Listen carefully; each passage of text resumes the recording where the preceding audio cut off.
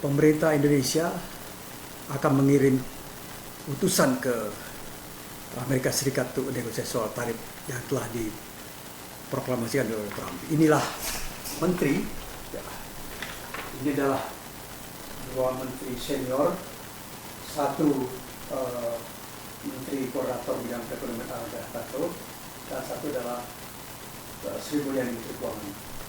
Telah diperintahkan oleh Presiden Prabowo untuk perang ke Amerika dan membawa surat dari Presiden.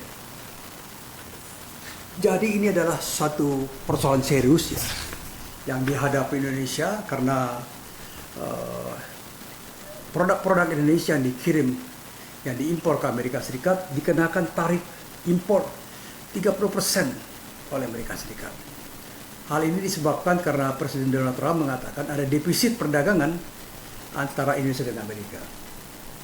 Jadi selain Menteri Koordinator Bidang Perekonomian Erlangga Hartarto, Menteri Keuangan Sri Mulyani Indrawati dan Menteri Luar Negeri Sugiono. Nah, jadi ini adalah penugasan Presiden dalam rapat terbatas hari Senin. Jadi tadi ada rapat terbatas di Istana, kemudian Presiden Prabowo menginstruksikan. Indonesia sendiri diminta untuk nego soal tarif ini. Ya, nego artinya bisa turun ya tarifnya. Memang merupakan satu problem besar ya, karena Donald Trump, Presiden Amerika Serikat Donald Trump merasa Amerika dirugikan ya selama ini dengan neraca perdagangan. Nah, neraca perdagangan Indonesia Amerika dikatakan defisit. Nah, tetapi kan tidak begitu juga, ya kan? Dan ini hampir 50 negara dikenakan tarif resiprokal oleh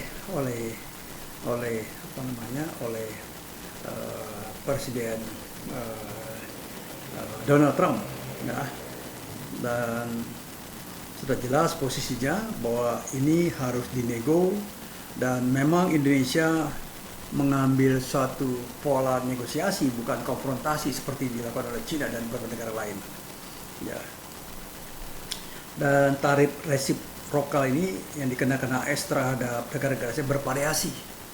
Ya, misalnya Malaysia dan Brunei Darussalam sebesar 24%, Filipina 17%, Singapura 10%, Kamboja 49%, Laos 40%, Vietnam 46%, Myanmar 40% dan Thailand 36%. Dan ini akan mempengaruhi neraca perdagangan ke depan ya. Akan ada semacam kesulitan buat para pebisnis Indonesia yang punya hubungan dagang dengan China, dengan Amerika ya. Dan memang menurut Presiden Prabowo bahwa tarif Donald Trump resiprokal ini membawa kesulitan ya, kesulitan berdampak pada Indonesia. Dan dampak ini bisa terkena khususnya di sektor industri tekstil, garment hingga furniture, dan akan dilihat sampai berapa jauh. Jadi langkah awalnya adalah negosiasi dan kemudian tidak mengambil jalan konfrontatif ya.